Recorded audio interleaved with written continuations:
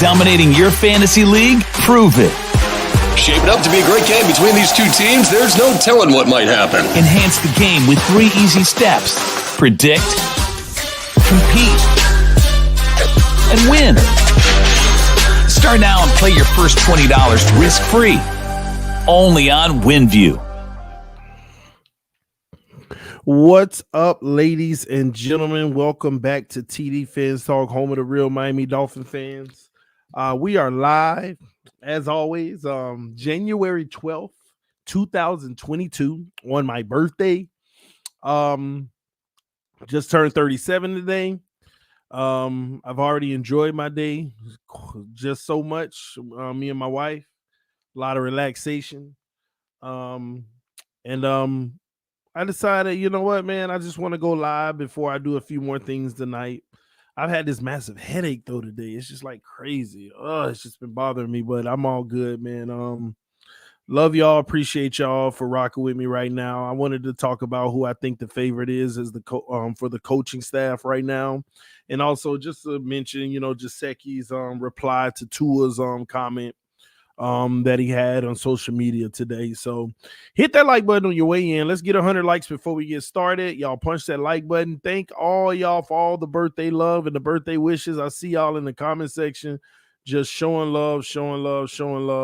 Thank y'all so much. Somebody said drink water. That's been all I've been drinking. Oh. Hole in my mouth. So all I've been drinking is water.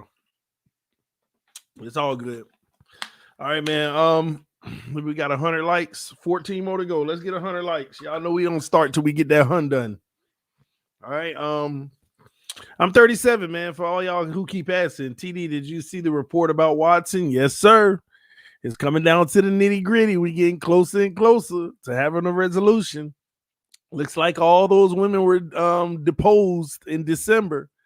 And now they're the lawyer that's against Watson is trying to figure out who's paying the legal fees for the women. I didn't know. I actually didn't know that there were 18 women that came out and a massage therapist that massaged Deshaun Watson that came out in defense of him, wrote statements, gave interviews with authorities and everything about their experience with Deshaun Watson, and it was none of the stuff that's being mentioned. So he has that on his side. 18 women came forward and said, hey, I've done a massage for him, and it was never anything like this. And also they're really honing in on the one particular masseuse that came to Deshaun's defense, who gave him 40 massages. And she's saying her experiences have never been anything like what these women are claiming. So we coming down to it. No, not 18 of the 22. The 22 are against Watson. 18 other women who gave him a massage have basically came forward and said their experiences were nothing like what these other women are claiming. So 22 came forward to say they felt uncomfortable and some bad things may have happened. And 18 women came forward and said, well, I massaged him too, and I've never had that experience with him. It's always been, opposite of what they're claiming. So that's probably a good look for them. But they're honing in on the one who gave him 40 massages. So that's just some information for y'all to know for all those who are following that situation. We should know something within a month on that. But anyway, listen, man. All right, so TD gonna school y'all on some game and tell y'all why he think this might be our next coach. He may not be our next coach, but I think he is the front runner. Put it in the comment section. Who do you think the next coach will be? And I'll tell you who I think it'll be.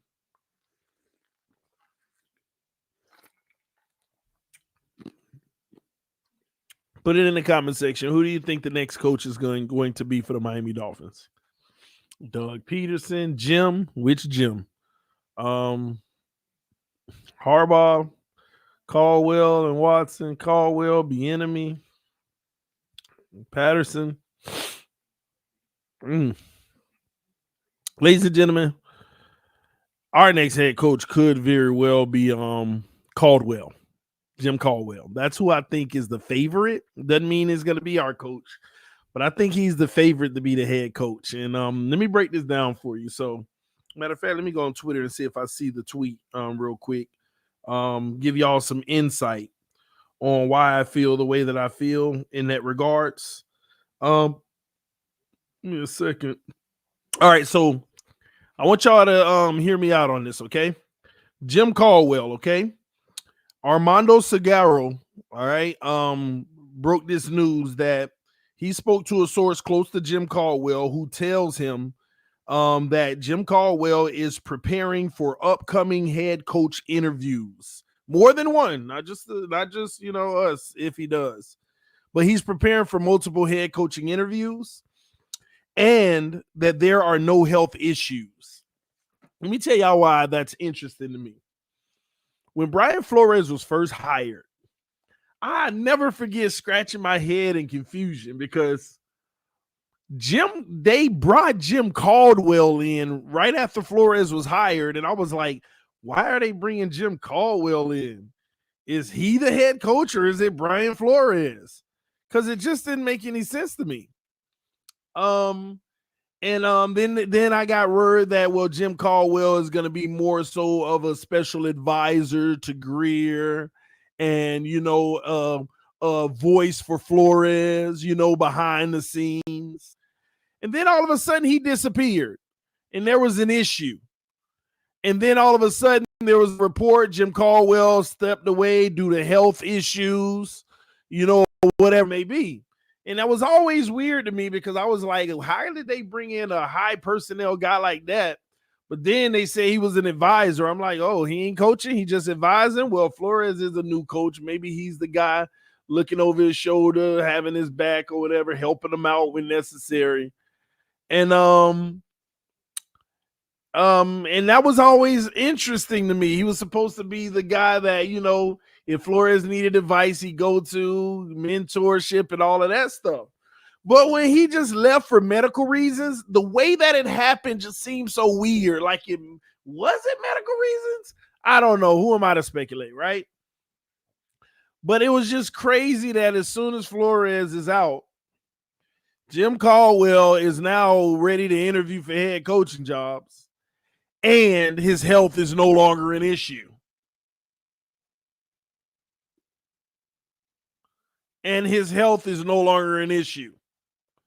Yes, you're correct. He was supposed to be the advisor and assistant head coach. Somebody said that was Flores' first confrontation. I cannot deny that. From my understanding, there may have been some problems with the way things should go. And that's why Jim Harbaugh, being an old wily veteran, said it's best that I step away from this situation due to health issues. Maybe there were health issues, but I'm just saying.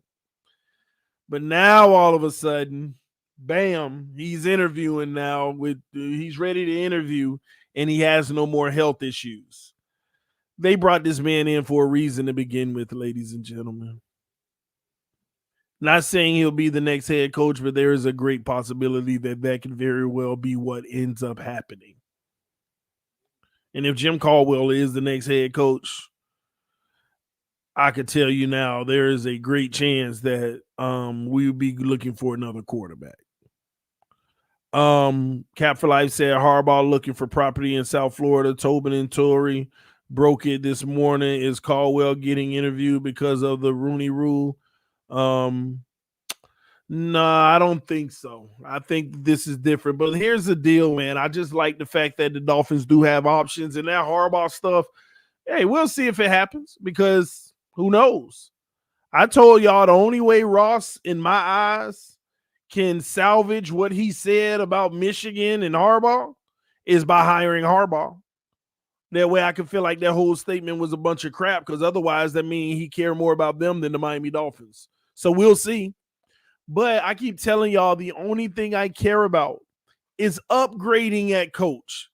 Flores was fired. I was shocked. I like Flores, but hey, it is what it is. As long as we upgrade.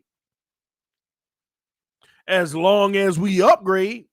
Caldwell be an upgrade? Yes, because Caldwell can reach some people and bring a staff in. Is Harbaugh an upgrade? Yeah. because he can reach some people and bring a staff in. So again, I feel real good about one of those guys being our head coach, and I honestly hope so. But we'll see. We shall see. I really hope so. Caldwell is about to be the scapegoat to move on from Tua. Whatever happens, I'm just saying this could very well be what ends up happening, y'all. But we'll keep our eye on the situation. Now, I did see something today where Tua put something on social media. Dang, I already forgot what he wrote. Tua wrote something about, the season, happy about the season or something like that. And Gesicki replied to him like a happy message. We're going to throw the ball 40 times next year. And everybody start retweeting me or something like that. I'm like, was this supposed to mean something? I mean, I didn't understand why people were sending me something. Gesicki saying that we're going to throw the ball 40 times next year. I'm like, is that supposed to mean something? First of all, I got to ask y'all, is Mike Gesicki under contract next year? I'm just curious. Is Mike Gesicki under contract next year?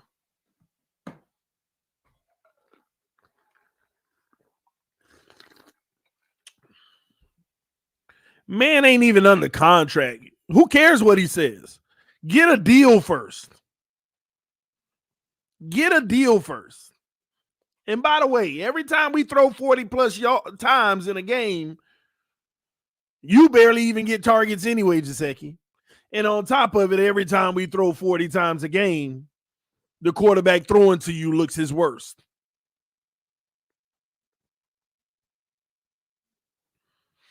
So listen, man, Gesicki commenting like that, guess he trying to play nice. At the end of the day, Gesicki want that next contract, y'all. He wants that next contract. He wants that next deal. He hoping he get it. And I got to be honest with y'all. If we're not going to have an elite quarterback, I don't see Gesicki eating like he want to anyway. At some point, we got to stop having safety nets like Gesicki bailing out with an amazing catch and Parker getting a 50-50. At some point, we need a guy just catching balls in the regular flow of the offense and is stress-free on second freaking down.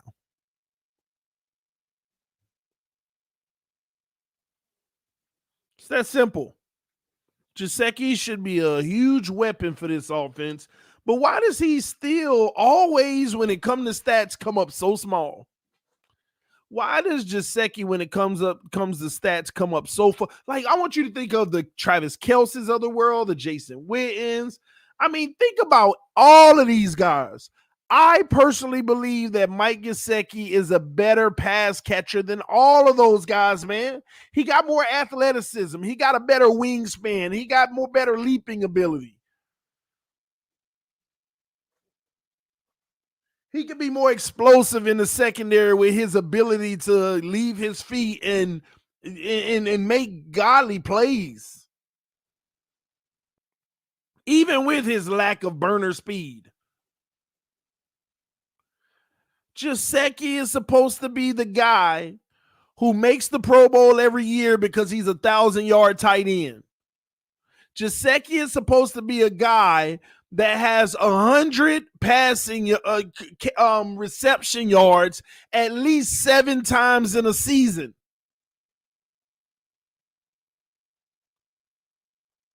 He's supposed to have 7 games a year where he put up 100 reception yards. He should be talked about as the top 3 tight end in the league with the right quarterback. But here he is. What has he ever accomplished 4 years down?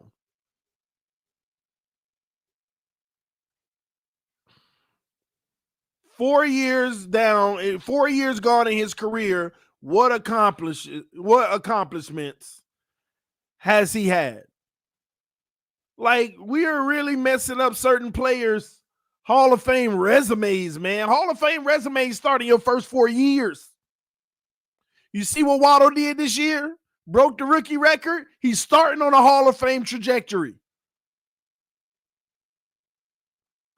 But you got all these guys like Mike Gesicki. And even let's stick with Waddle. Why isn't Waddle in the Pro Bowl? I mean, he doesn't deserve to be in the Pro Bowl, but why? Why isn't he? Running wild all over the field, wide open, and not getting the ball. And I'm talking about when we got clean pockets and everything. Overthrow, underthrow. Still broke the record. But the man should have easily been in the Pro Bowl. Matter of fact, I'll go a step further. This man should have been a part of the All-Pro team. When I'm telling y'all, that's how raw of talent this kid is. You got the top 5 players with the ranking for rookies. They got the center. A center is number 1. Number 2 is Micah Parsons. Number 3 is Javon Holland. Number 4 is Jamar Chase. I forgot who number 5 was, man. But when you see these things, why in the heck Waddle ain't up there with Chase? Why is Waddle not up there with Chase? He should have been.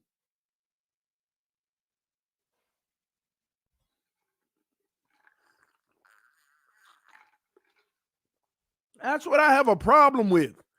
Because you know the one thing we never got to see from Waddle, other than 2 post throws. Think about that, y'all. 17 games and this kid was healthy in every single one of them, with the exception of 1, maybe because of COVID or something like that. Maybe I'm wrong. But this kid at a minimum at least played 16 games. And the only thing that you can remember that was like deep threat was 2 post passes for like a 30 and a 40-yarder. 2 of them. 2. Everything else, he had an explosive pass that he caught 3 yards after the line of scrimmage and went for 50 or 60. But the crazy part of it is, you would think that he's just the Wes Welker, a slot guy, but Waddle was beasting in the secondary deep, begging for the ball, as I showed y'all on all 22s. Throw it, I'm open. Like, it just couldn't get it.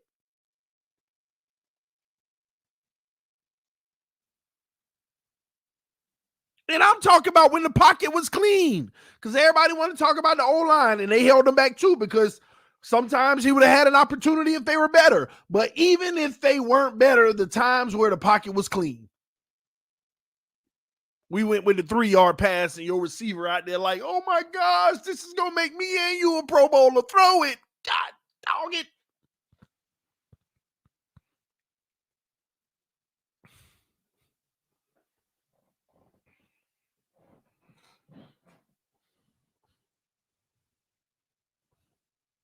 Boy, we be hurting players, man.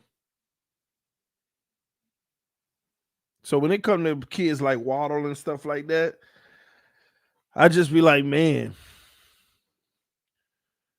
they deserve better. Gesicki would be a 1,000-yard receiver. Waddle should be a 1,500-yard receiver. I mean, I want y'all to think about this. I saw this too that was posted. I didn't even realize Tom Brady. I didn't even realize Tom Brady put up 5,300 yards this year, y'all. Did y'all see that? Did y'all see that, man? I didn't even realize Tom Brady put up 5,300 yards. Everybody focused on the 1 or 2 games that he struggled. That's the thing about Tom Brady. That's what's interesting. Tom Brady will have a bad game. The whole world will know about it. Be like, Tom Brady was trash today. And then you don't hear nothing about him for 7 weeks, 8 weeks, 9 weeks. Then you hear, oh, Tom Brady must have struggled today. They lost. And, oh, yeah, Tom Brady struggled.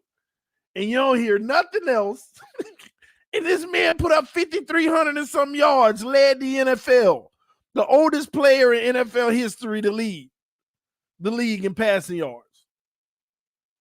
Herbert was number 2, over 5,000, I believe.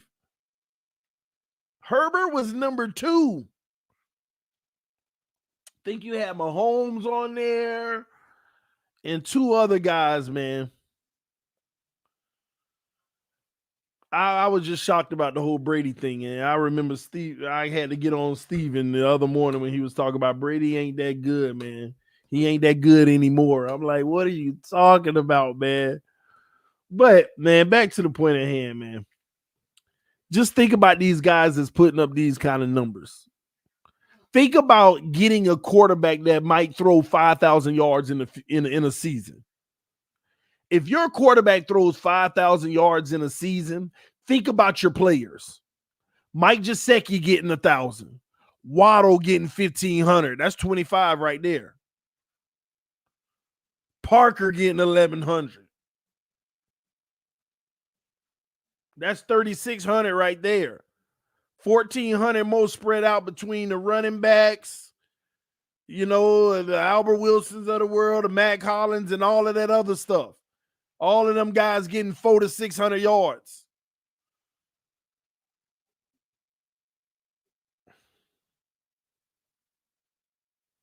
But when I look at the passing yards for these quarterbacks, right, it make you realize, God, dog, there are levels to this.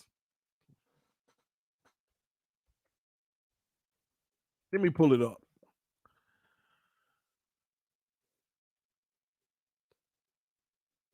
I got to pull it up. There's levels to this, y'all.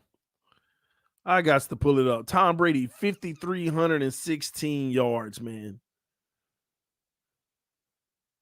Let's talk about these top quarterbacks. Tom Brady, 5,300 yards. Justin Herbert, 5,000 yards. Matthew Stafford, 4,900 yards. Patrick Mahomes, 4,800 yards. Derek Carr put up 4,800 this year. Joe Burrow, 46. Dak Prescott, 4,450. Josh Allen, 4,400. Kirk Cousins, 4,200. Aaron Rodgers, 4,100.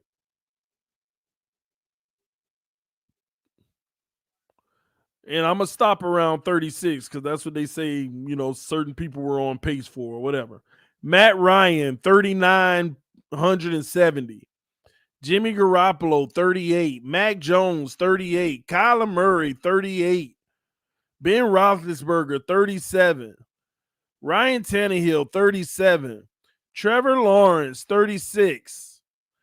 And right there is the cutoff for me. Let me count how many that is from Trevor Lawrence up.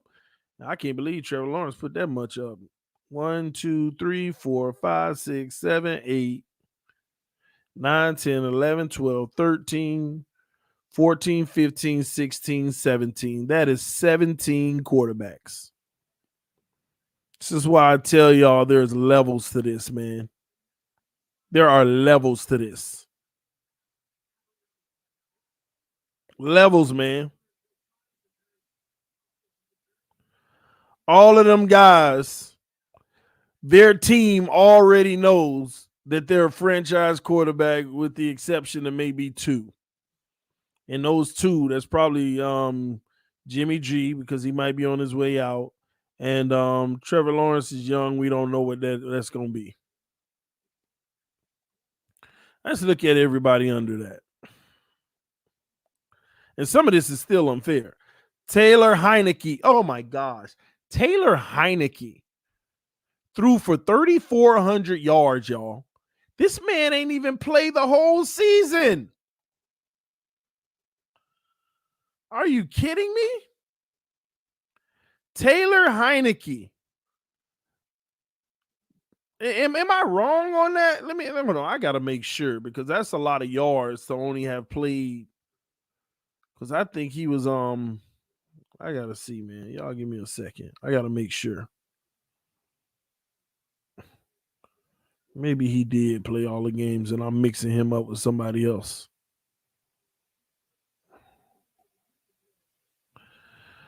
All right, give me a second. I think I might be talking about another quarterback because I know Ryan Fitzpatrick was playing some this year. Let's see. 11, 10, 2.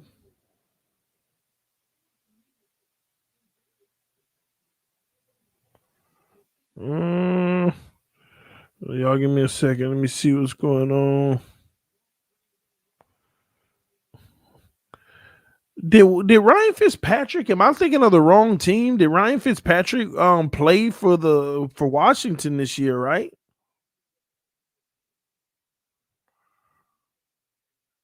No, I ain't tripping. Fitz played 1 game, so he got hurt at the beginning of the season. So Taylor Heineke looked like he only missed 2 games this year. He missed 2 games this year. Week 15, which was late in the season, and pretty much game 1 he only played like I guess half of it or whatever. All right, so I got to give him some props though to come in, step up, and yeah, I got to give him some props though, because he put up how many yards again? Taylor Heineke, he put up 3,400 and basically missed the game and a half. So he's about a 3,700 yard QB. He might have been over that threshold that he played them all. Jared Goff, Jalen Hurts down there, Russell Wilson. Man, they don't even have many quarterbacks. Baker Mayfield down there, but he missed a lot of games. Lamar Jackson down there, he missed a lot. Teddy Bridgewater, Russell Wilson missed a lot of games. Right, David Mills, and then Tua Tagovailoa. Sam Darnold under that, Daniel Jones. Most of these guys were injured or missed a lot of games. Let's see here. Completion, average.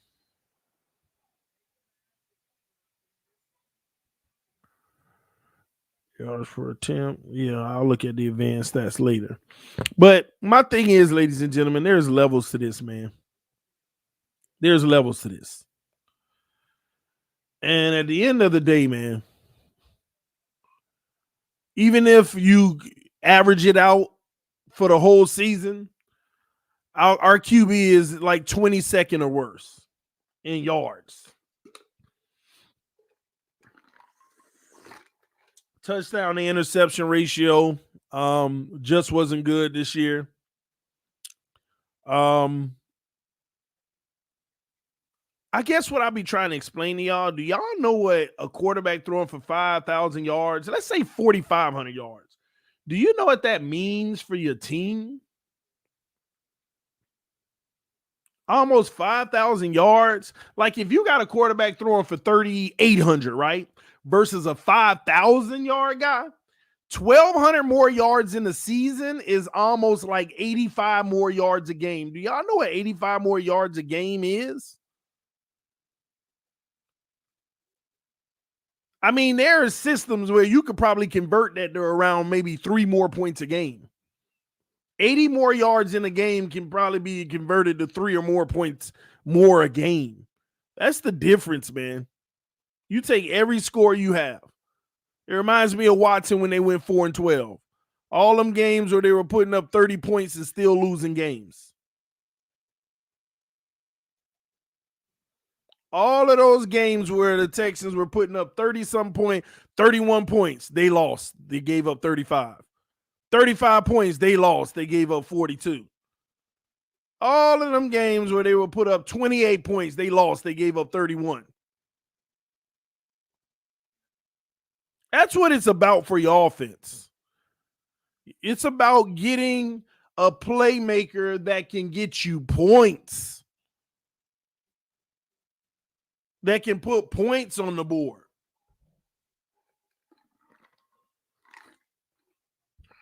Salute to everybody that's here. I ain't expect to have 600 people watching. Y'all hit that like button for me. Let's get 300 likes, man. Let's get 300 likes. That's what it's about, man. It's about getting points.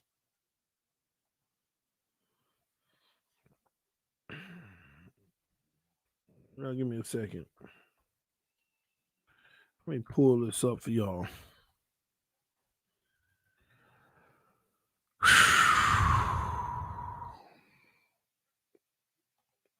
All right, got it. How do you expect Tua to do much? Hey, well, what are you, who are you talking to? Me? How do I expect Tua to do much? Are you talking to me? How do I expect Tua to do much? I just expect Tua to do what's in his control. I expect when there's a wide open guy and the pocket is clean to make the play. That's what I expect Tua to do.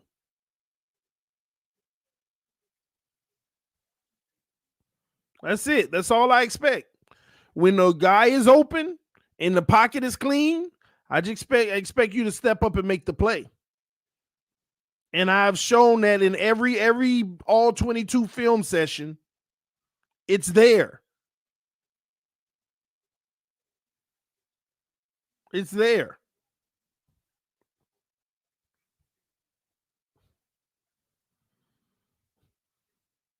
You got to be able to make these plays that are given to you, y'all.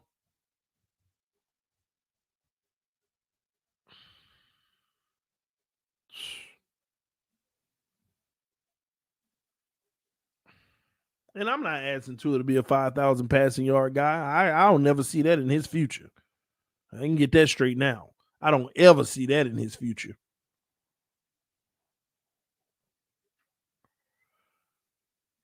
Best case scenario, you can hope that Tua has a phenomenal season where he breaks out to 41, 4,200, where you're like, wow, man, Tua had a good year. That's his level of good. See, the rest of them guys, Mahomes had a good year this year, 4,800. It wasn't great. It was just good. Mahomes is good as 4,800. Mahomes is great would have been 5,300 like Brady this year because he already did 5,000 in the 16-game season.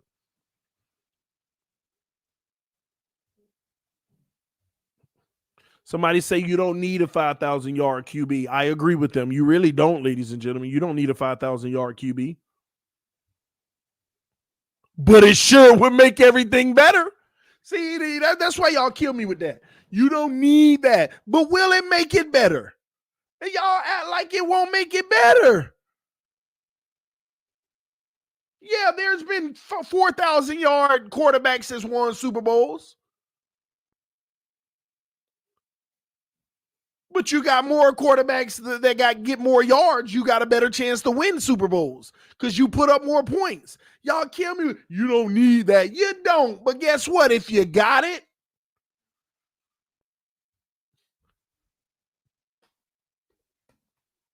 in my right hand, you got $1 million. In my left hand, you got $1 billion. Which one you want? The billion. But you don't need that. You sure you don't want to take the million? Because you don't need the billion. Stop that mess. Stop that weird. It's a weird argument to me. Something about it just. So when people say stuff like that, it's so weird to me.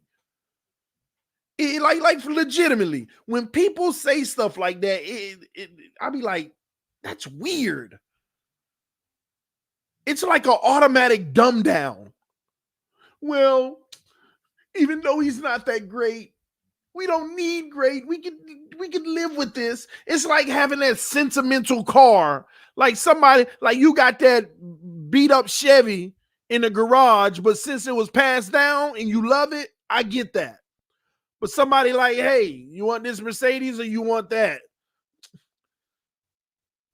I'll take the beat up car. I get it. You love it. But God, dog, let's make some sense of it. Let's make some sense of it, man.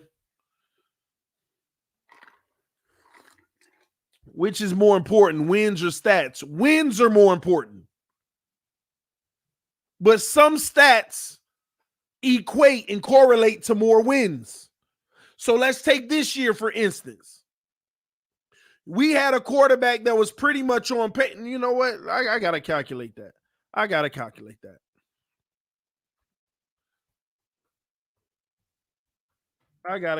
that. Let's see. I'm going to show you what I'm talking about. I got to spell this out for some of y'all. All right, let me see here. Let me go to advanced stats. Let me show you. Let me just. I'm gonna make this real clear for some of y'all. See here. 2020 yards. You got to give me the average per game though. All right, so I'm gonna go. How many games did Tua play? Tua played 13 games, it says. But I'm gonna go 12 and a half, technically, because they're Ravens. Yeah, I'm gonna show. I gotta paint this picture for y'all. Tua had 2,653 yards divided by. Tua had 204 yards a game, pretty much. That's kind of what it equates to. 204 times 17. Tua was on pace for 3,468 yards. Let's give him 3,500. Okay? Let's give him 3,500 yards. Okay? If you get a 5,000 yard quarterback, that is literally almost 33% more production. 33% more first downs, 33% more potential points.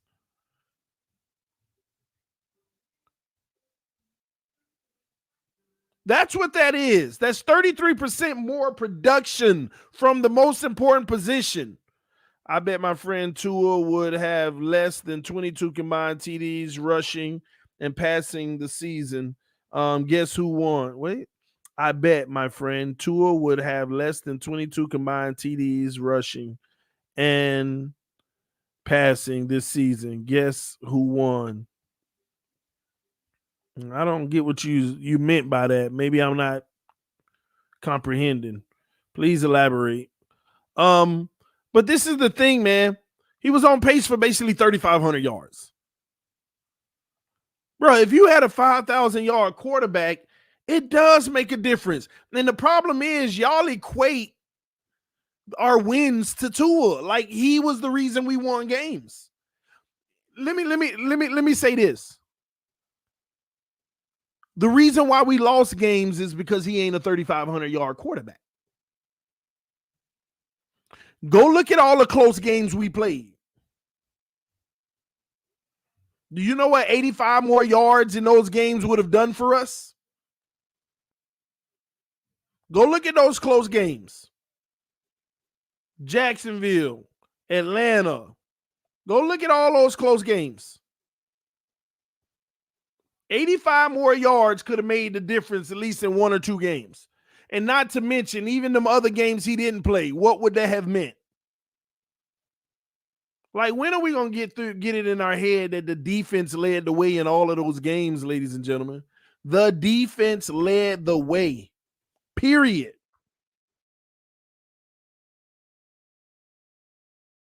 Defense.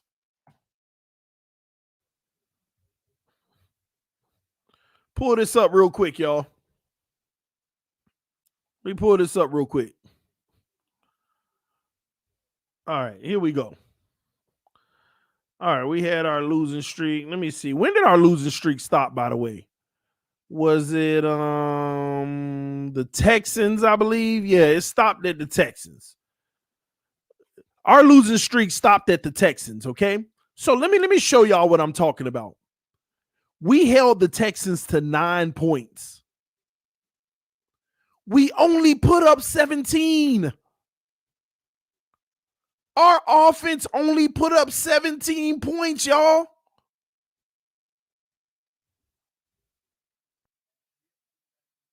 And some of that was led by the defense, the amazing stops they made. The next game, Ravens, we held them to 10 points. Our offense only put up 22. And I was telling y'all all this season, if we play one team, if we just play one team that's halfway decent on offense, anybody who could put up 30 on us, we will never win. I said any team that could put up 30 on us, We will never win. Then we play the Jets. We held the Jets to 17 points, but we put up 24, and we had a defensive score in that. And not to mention in that Ravens game where we put up 22, I think there was a pick 6 in that game. So we really put up 15. We put up 15 points, man. The Panthers game, we put up 33. Now, that was a game where we scored some points. I know we destroyed their offense. They only put up 10 points. But look at this. We put up 33 points and Tua threw for 1 touchdown.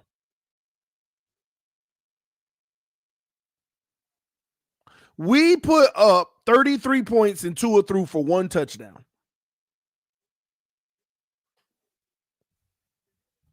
$230 passing yards. That's fair, right? Great completion percentage. Myles Gaskins ran in for 2 touchdowns. Waddle got the 1 receiving touchdown. Nick Needham got an interception. Javon Holland got an interception. We made him turn it over twice. Jason Sanders scored 9 points because we couldn't get in the freaking end zone outside of running the ball.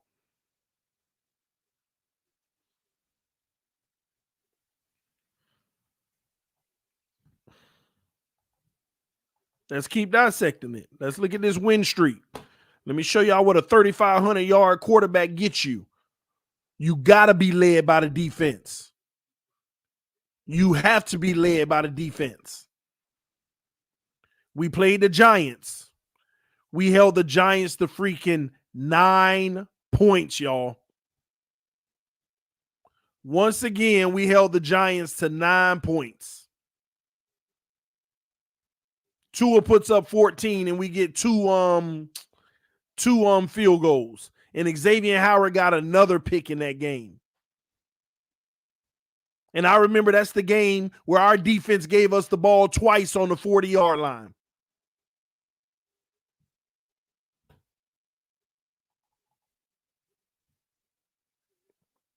Same story, man.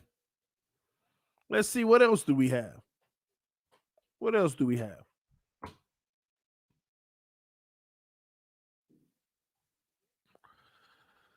Then we played the Jets again. That was a pretty bad game, in my opinion, of Tua, but we end up having 31 points in that game. Tua had 2 touchdowns and 196 yards, but he had 2 interceptions. And we held them to 24.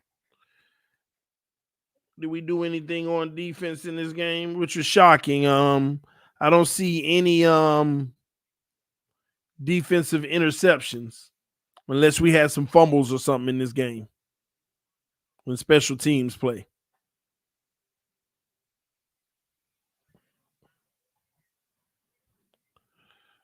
Saints game. Once again, our defense holds a team to 3 freaking points, man. And we only put up 20. And didn't we get a pick 6 in that game? Nick Needham picked them off. Xavier Howard had one of them had a pick 6, didn't he? Didn't we get a pick 6 in the Saints game? I don't remember. Did we get a pick 6 in that game?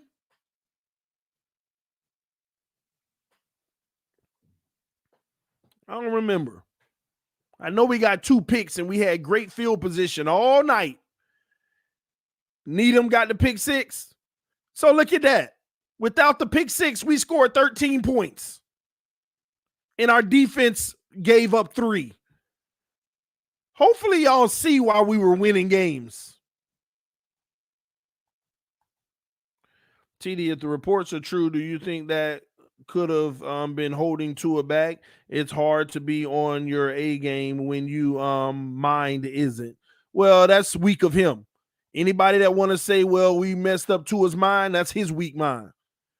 It's hard to be on your A game if your mind wasn't. You got to come do your job. And at the end of the day, I don't care what Flores was doing to Tua. That shouldn't impact a wide open man in a good pocket and you overthrowing and underthrowing. I mean, again, I'm going to always come back to that same thing with whatever anybody say. What does it have to do with the clean pocket and you overthrowing and underthrowing guys and throwing picks that's like, what were you doing? Like, I can see if you, like, this man don't really have picks where his player tried to catch it and it bobbled and the defense got it. He got one pick like that, and that was the last game of the season, I think. Or the Tennessee game. One pick where it's like jumbled and they got it. That was the Tennessee game. Outside of that, every pick was just a straight blatant, here you go. Here you go. TD, I like Vance Joseph. Your thoughts? I like him too, but I don't see the upgrade over Flores and Vance Joseph. Just my thoughts, you know. So again, Nick Needham gets a pick 6 in this game, so our offense generates 13 points. And that's the game Tua has 1 touchdown, 1 interception. Offense generates 13 points. So y'all ask me you don't need a 5,000-yard quarterback? You don't if you got a defense like this.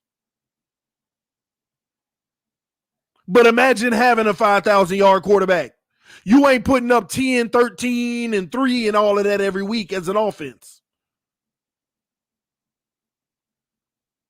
You're just not. Then you go to the Titans game, and I told y'all, all we got to do is play one team that's halfway competent on offense, that's not going to turn the ball over and give you extra opportunities. They got a decent defense. And we get blown out 34-3. Tua goes 18 for 38. God dog, I ain't even know that's what his stat line was. After that game, I ain't care what was. I ain't know he was 18 for 47% completion percentage. 47% completion percentage. 205 yards, and most of that was in trash time. 0 touchdowns, 1 interception. 0 touchdowns, 1 interception. So the reason why you would love to have a 5,000-yard quarterback, because if your defense is having a hard time stopping another offense, you need a guy that's going to be able to keep up.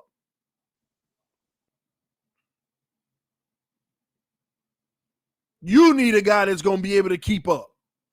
Gosh, let me click on that again. I did not know this man was 18 for 38. And Mike Gesicki, we're going to throw the ball 40 times this year. Every time this man throw the ball up to almost 40 times, he look like a bum. What are you, Gesicki, shut your mouth. You need to be focused on your contract anyway. Elite teams have elite QBs and elite defenses. Exactly.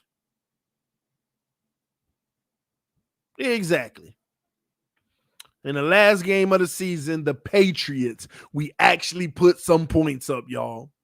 We actually put some points up against the Patriots. Tua, 15 of 22, took the ball out of his hand to win, 68% completion, 109 yards and 1 touchdown, 0 interceptions. That's that stat line they laugh about with Tannehill in the playoffs, right? Same stat line that they laugh about with Tannehill in the playoffs. Oh, did you see Tannehill's stat line? He only threw for 140 yards. He's a bum. That's what they said when Tannehill first year going to the playoffs. That's what they said. He only threw for this amount of yards. Oh, that team's run by Derrick Henry. Tannehill's trash. That's what they said. But Tua comes out here and beat the Patriots, and good win, by the way. Look bad in it, but good win. 33 points. Tua got 7 of them. Duke Johnson gets a touchdown. Xavier Howard with an interception. I think we had a pick 6 on that. And I think it was one like at the end of the game, at the very end. Jason Sanders kicks another 9 points, gets 3 field goals.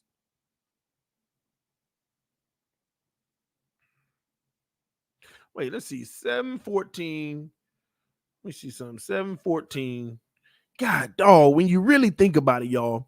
So we had like 2 pick 6s in that game because we got that fumble 6 at the end, right? That's 14 points. Jason Sanders got 3 field goals that we couldn't convert. I mean, that's 23 points out of the 33. I don't know where we had that other 3 from, but Tua had 1 touchdown in that game. 1 touchdown.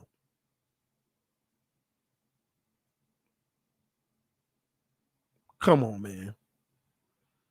Some things are just straight up embarrassing. You win 33 or 24 and your QB still show up small. Well, they didn't need him, TD. And thank God they didn't. Lord have mercy. Thank God they didn't.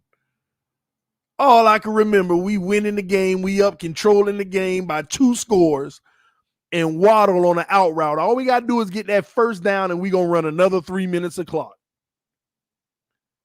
That terrible pass he threw. Thank God we didn't need to use him more in that game. That terrible pass he threw to Waddle.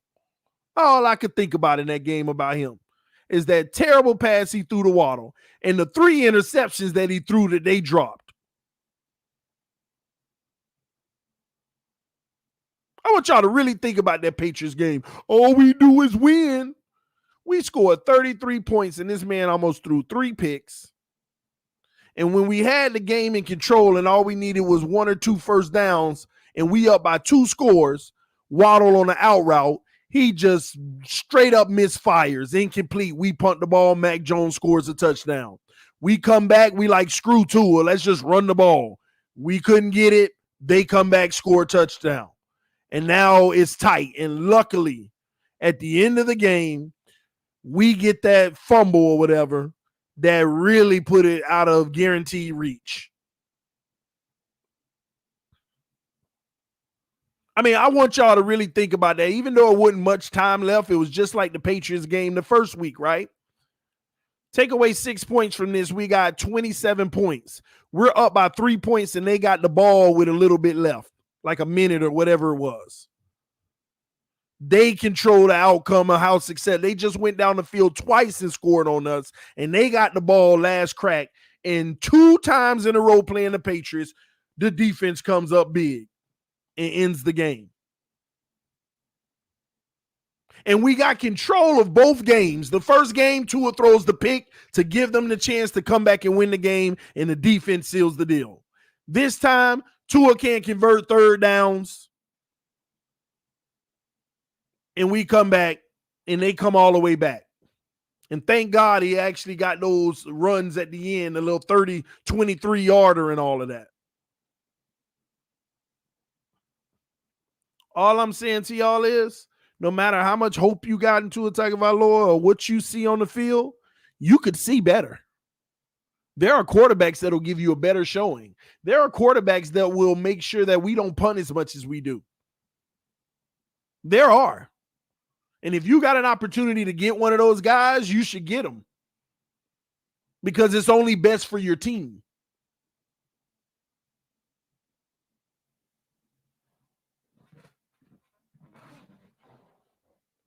It's that simple.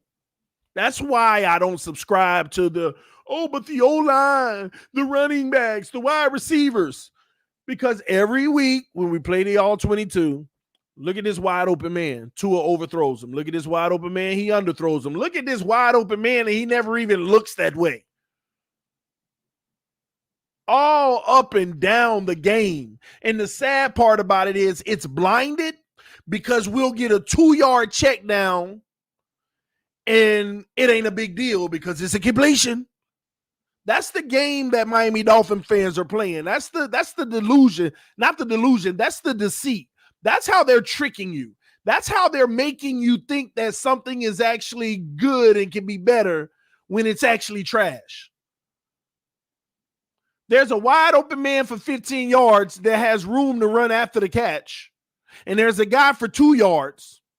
We hit the 2-yarder, tackled, and we may get 4 yards. And we clap our hands, a successful play. That's why our offense is small and underwhelming.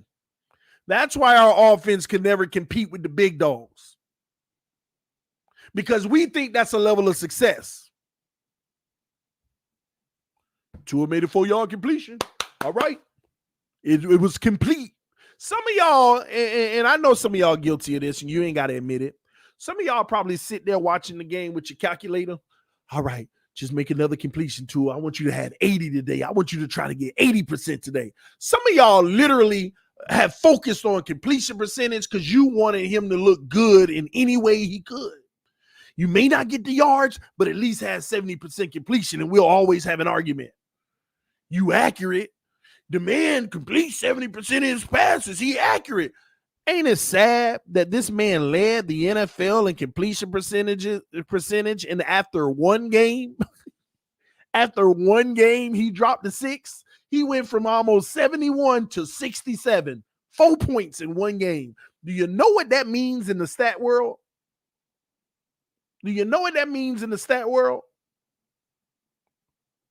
That means he had a small sample size, and we were judging him off of a small sample size.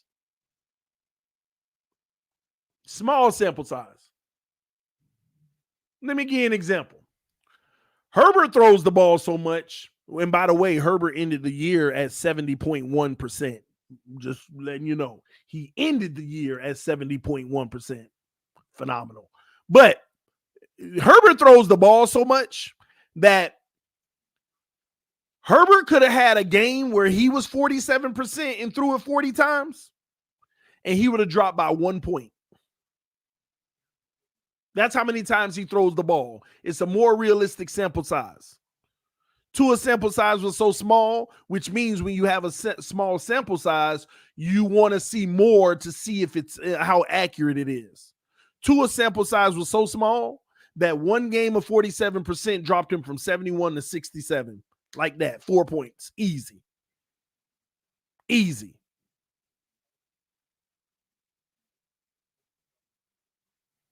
And that's why these stats, man, if you don't understand numbers and how to read stats, you're irresponsibly talking about them. And there's a lot of irresponsible conversations about stats being had out here, just like they released it today. Oh, the final numbers in on pressures allowed in the NFL. Liam Eichenberg is number 1 in pressures allowed in the NFL. Austin Jackson, Jesse Davis is number 2. Austin Jackson is like number 5 or whatever.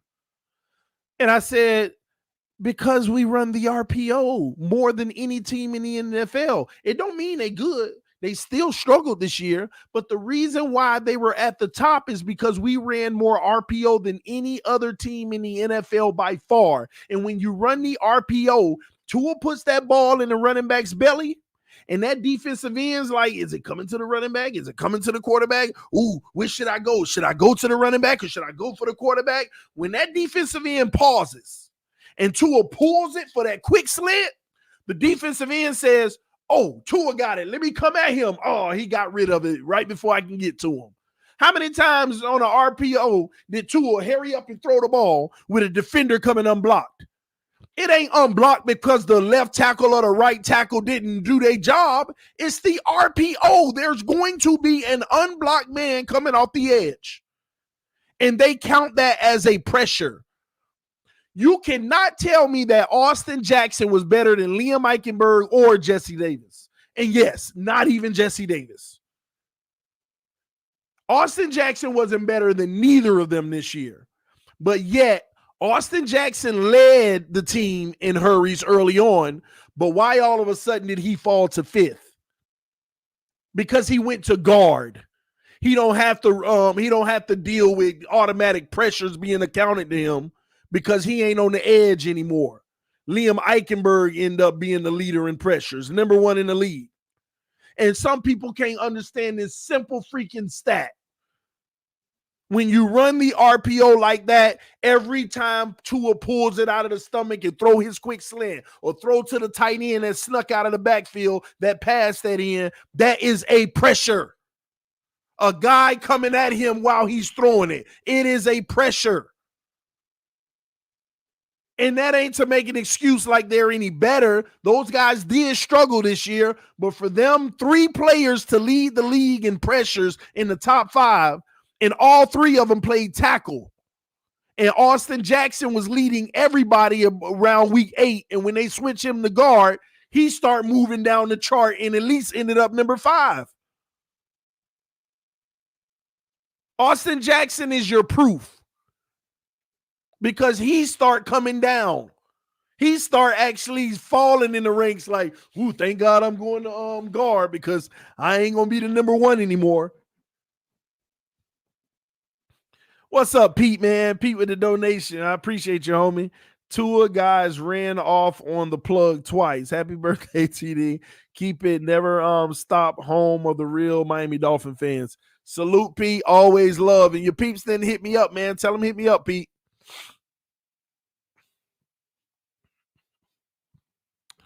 TD, Liam and Davis pressures dropped when we ran RPOs the most. This is not true, Jacob. I've seen all the raw data in the stats. I mean, do you have the PFF Elite? I subscribe to the PFF Elite. I see all the raw data. I see all the raw data, bro. And then on top of it, you know what's crazy about it? When you look at the last 4 games, this O-line has played well in the last 4 games.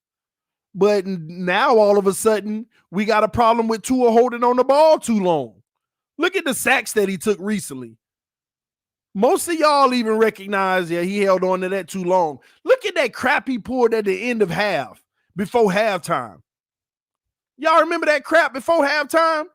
All right, I was saying it on the stream. All you got to do, throw it to the sideline for a quick one or the end zone. But whatever you do not do anything in the middle of the field.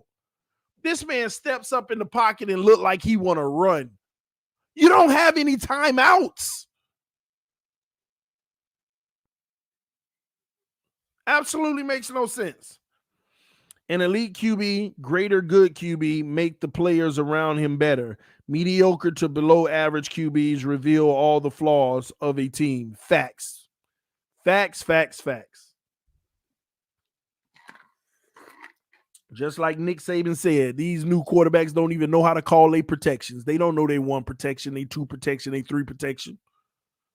And that includes Alabama. Nick Saban said it out of his own freaking mouth.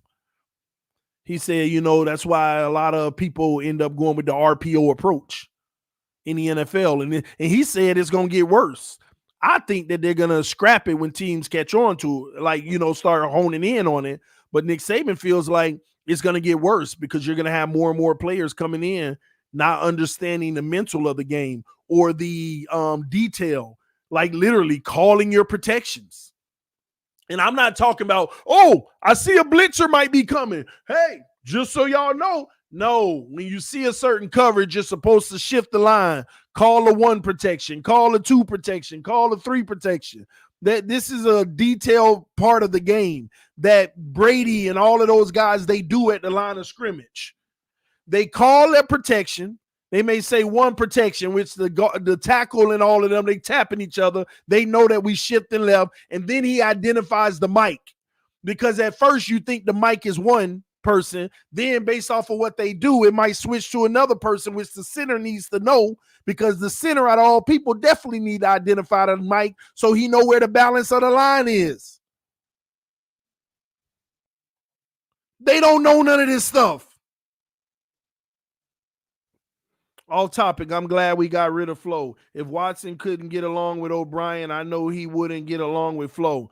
Who said he couldn't get along with O'Brien? It was the owner that he couldn't get along with. It was the owner he couldn't get along with. RPO gave us a pre-read. I agree. No, listen. The RPO is the only system I believe Tua would excel in. In a pro-style system, he looked like trash. I'm telling y'all ain't got to believe. And I've been telling y'all all this time. I said, watch when we run into one of them defenses that's going to force him to play a pro-style of football. He going to look like trash. What Tennessee did. And what kind of offense did we run versus Tennessee? Did y'all see the RPO versus Tennessee? You saw it for 1 drive in the 3rd quarter. Then they scrapped it because they shut that down right away. And what did Tennessee say after the game? And before the game, our game plan is to force them out of the RPO and make Tua play a pro-style offense. They said that out of their own mouth in an interview. And I be telling y'all this stuff. That's all you got to do. Make him play a pro style of offense. Take away the RPO, which means that you're going to play your guys up. You're going to take away that first read. You're going to overload the pressure side wherever the motion's coming. Because this is what teams know about Tua on film. When he hikes the ball, if he looks left, he's looking at those options left. It don't matter what's happening on the back end. 5% of the time he'll ever come back and hit something on the other side. If he's looking for it over here, he's going to try to get it over here. And you know what Tennessee also did? They baited him into making the short throws. Tennessee said, we also going, this is what Tennessee did. Pre-snap, they gave 8-yard cushion. And I'm telling y'all, Tua's bad against bump and run. They mixed it up, though, because late in the game, they just dominated them. They were literally bump and run late in the game. But early in the game, this is what they did against Tua. They gave him 8-yard cushion. And as soon as he hiked the ball, every defender stepped forward. They didn't back up. They stepped forward. They basically told him, we're giving you the pass, but as soon as that ball leave your hand, we're not giving you any yards after the catch. Go look at the game film. Look at how many people caught a ball and got tackled right away. They gave him his first read, but they knew his first read is always going to be -5 to 5 yards. That's Tua's first read. Tua's first read is either -5 to +5 yards. That 10-yard range. He'll throw in the backfield to the tight end or the running back, coming out for yards after the catch, or he'll throw them little 2-yard outs to the tight end that slips out, or the quick 5-yard slant, hoping that it go for more yards. So Tennessee said, I'm going to give you the look you want.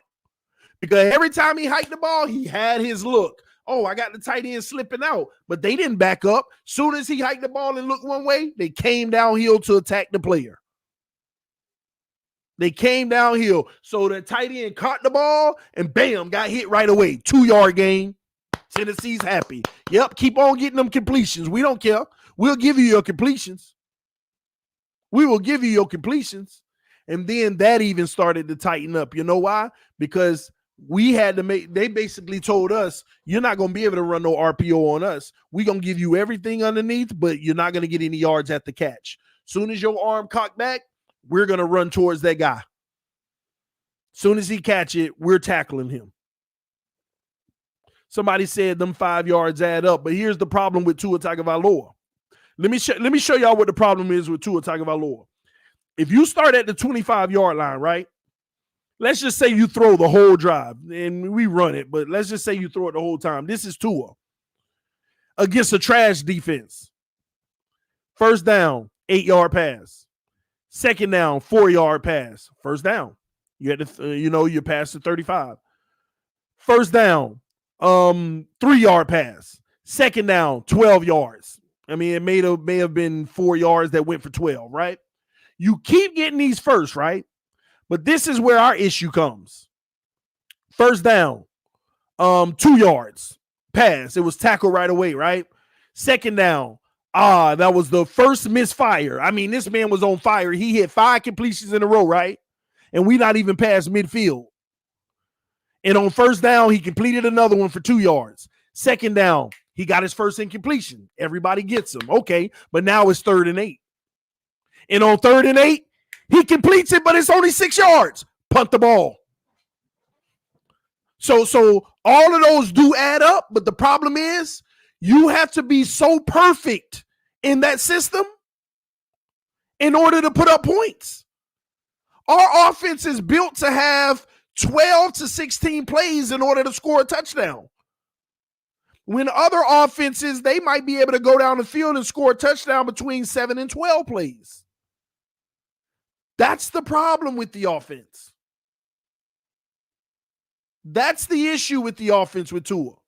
Because that offense requires a high level of efficiency. And one messed up play, you're in trouble. Because on 3rd and 8, You still got the completion, but it wasn't enough for the first. How many times did we have 4th and 2, 4th and 1?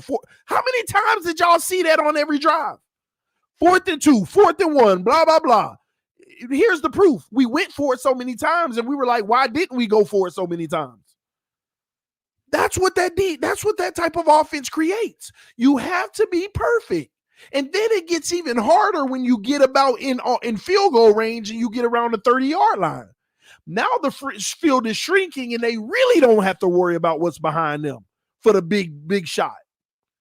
And it gets tougher and tougher and tougher. And this is why, and people got mad, but this was genius of them. This is why every time we get down the field, they switch to gimmick plays. Wildcat, double reverse, tight end throwing the ball, whatever. That's why they switch to gimmick plays.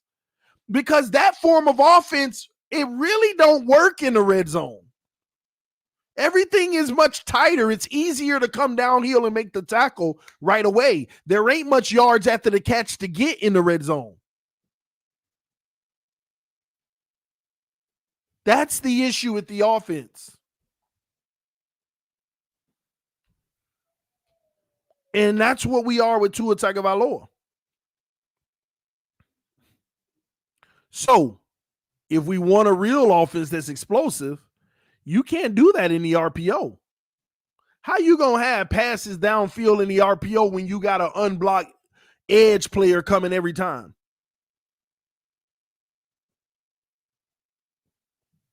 Giving us hurries, our tackles hurries. How you going to get down the field much anyway? So Tennessee game, Flores and them knew it too. They knew coming into the Tennessee game, let's not do the RPO. Let's just focus on the pro style because they are going to demolish us in an RPO. And they went with a pro style. And ladies and gentlemen, when you go look at the film for Tennessee, I don't care what you say. There were wide open people all over the field. Tua was just screwing up. We looked at the highlights that Josh Holtz put on YouTube. And you were like, just the highlights, not the all 22. And you saw wide open people in the Tennessee game. But again, it was a pro-style approach. Hike the ball, he looked left. You got wide open people on the right. He ain't even looking. Hike the ball, you look right. You got wide open people on the left. Tennessee already knew. As soon as he hiked that ball, whatever way he looked, defense starts shifting. They already knew. They already knew it.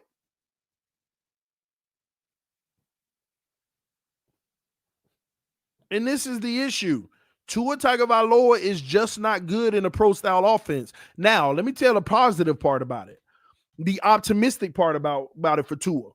Or it could be a problem for him. I told y'all since day one on this channel, all right, we got Tua Tagovailoa as our quarterback. I wouldn't have selected him, but he's our quarterback. Let's talk about what he needs to do to be successful. What our coaches need to do to make him successful. I said Miami needs to recognize that they're just going to lose for the next 2 years. This was before this man even played. We just drafted him his rookie year. Is he going to start or Fitz is going to start? Hopefully y'all remember back. I said, listen, in order to make Tua Tagovailoa successful, they need to start out putting him in a pro-style offense. And what you're going to get from him in a pro-style offense is trash. But he'll be learning. He'll be growing from his mistakes. He will be getting the experience. He's kinesthetic. He got to go through it before he can improve it. I said that from day one. I said that's what they need to do. They played Fitz. I said, oh, Lord, Tua ain't it. They ain't playing him. They need to put that kid out there. Oh, TD, why are you trying to get the kid hurt? He coming fresh off of hip injury, blah, blah, blah. I said if he that dude, he need to be playing day one. I even told all y'all, I said, I don't care if he throws interceptions. I don't care if he got 30 of them. He'll be developing. And I've been telling y'all ever since, this RPO format is hurtful to him. But you know what? If you want to win games, all right, screw it. Keep him in the RPO. Because his rookie year, I was yelling at my streams every week. Why do we keep switching to pro style? Stay with the RPO. I was yelling on my streams. Stop running a pro-style offense. Just run an RPO, and when you run the ball, run it out of the halfback draw or the RPO. That's all he's good at. I was yelling at his rookie year. 40% of the time, his rookie year, they ran an RPO. 40% of the time. I said, man, y'all got to run it at least 60. And I was mad that they kept trying that pro style stuff. I wasn't mad because it was trying to develop him, but I was mad because they had already made a decision that they wanted to win games. So if you want to win games, only put him in an RPO format right now. And they kept on putting him in an RPO, and I'm like, yeah, we moving the ball. And then I'll be like, oh my gosh, he's not in an RPO. Here we go. I have no faith in this play. And he would look disastrous out of the RPO. And then we come into this season, and he's primarily RPO. And I said, well, I see at least they want to win again, so they're going to do exactly what he could do well, just the RPO. But then I also told y'all, he didn't improve. We're just doing what he did well more now. Before, they ran an RPO 40% of the time, and he was like a 60% completion guy, 62, 63, 64, whatever. Now they doing the RPO 60% of the time, and he's a 70% completion percentage guy. He's improved his completion percentage by 7 points because we don't run the RPO 40% of the time anymore. We run it 60% of the time now. That's the improvement. All he's doing is what he's been able to do more.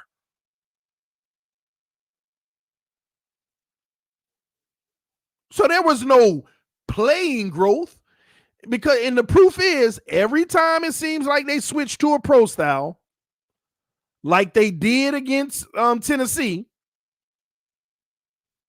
what happens? It's his worst games. It's his worst games. So the issue I have is going into next year with whatever coach and that's another thing. So we getting a new coach. Let me ask y'all something. Are we getting a new playbook too now? Oh my God. So another playbook he got to learn. And just so you know, this is the same playbook from his rookie year. The only thing they incorporated on offense this year was more motioning and use of the tight ends out of it. That's it. It is the same playbook, y'all. The only difference is they incorporated motioning and more use of the tight end to get an automatic read right away or pull a linebacker right away. That's it.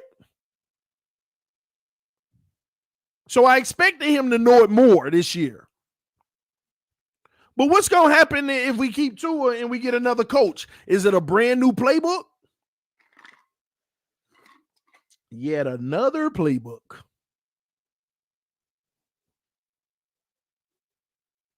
Another playbook.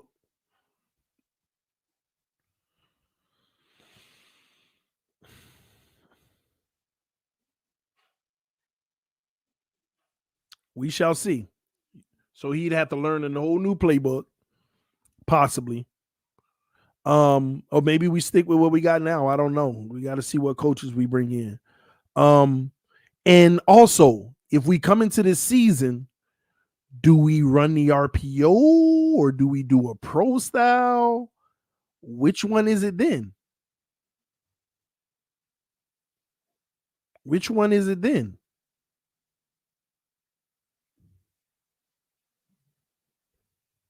And if he do run a pro style, now he has to work through his ability to actually read the three levels of the field. Something that he struggles with mightily. So you're going to get a lot of mistakes. He'll be getting better. I mean, you won't see the improvement. You're going to think that he got worse, but he actually got better in that format. Like if they come out and they go all pro style, Tua is going to struggle. But y'all going to think that his game went down, but I'm going to say that it probably is going to go up from a pro style football level. He's probably going to be 63% completion, somewhere in that area. Y'all going to be like, he not doing as well. We still punting a lot. But I'm going to see because right now that kid is operating like at a 50% completion percentage in a pro style system. In a pro style form, he is not looking good. Go look at the advanced stats of Tua Tagovailoa out of the RPO format. No, sir. Night and day. Night and freaking day. Tua Tagovailoa out of a RPO format, the stats are night and day. Night and day, y'all. So he'll be developing, but that's going to end up being his demise. Because if this fan base sees a struggling year from him next year, nobody's going to be on board. Nobody. It's going to be the ultimate justification. So if you want Tua to thrive mightily next year, you got to keep him in the RPO and just hope he stays healthy. Because if he stayed healthy this year, we might have been a playoff team. It would have still been blinding y'all from the bigger picture down the road of him being our franchise quarterback because he struggles in a pro format. Because y'all got to understand, you're going to have to be able to execute a pro format in the playoffs. You're going to go up against a team where your RPO is going to dominate. Then you're going to play a team where that RPO going to get shut down. You got to execute pro style. You got to be able to do it all. This is why I don't believe in Lamar Jackson, y'all. This is why I have no faith in Lamar Jackson carrying that team far. Because Lamar Jackson's going to run into a Miami Dolphins defense in the playoffs. You see what happened? Lamar Jackson killing everybody every week. The Dolphins, he run into the Dolphins, and look what happened. Because they don't even know how to adjust to the pro style. They don't even know how to adjust to a pro style. They have no clue how to adjust to a pro style. They are what they are. And I've always said that's going to be their downfall. And they're going to run into that one team in the playoffs that's built to destroy it.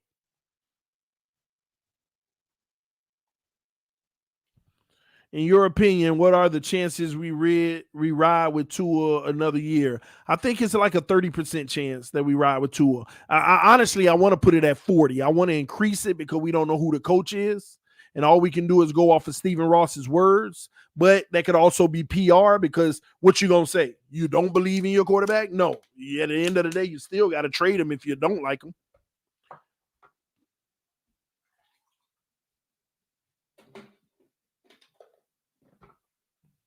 At the end of the day, you're gonna have to be able to sell them.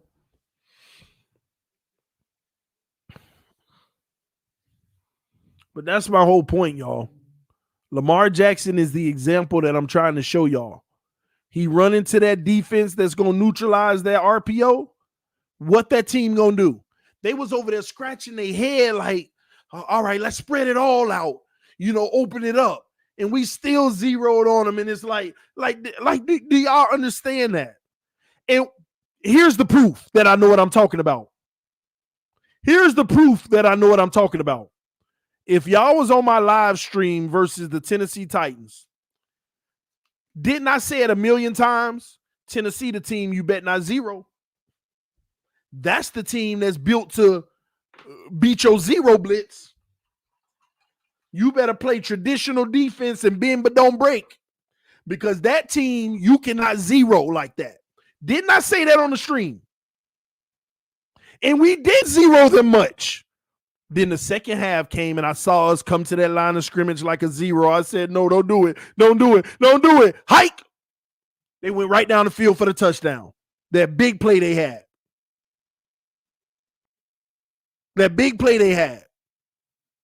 I said it on my stream during the game. Tennessee ain't the team that you zero out.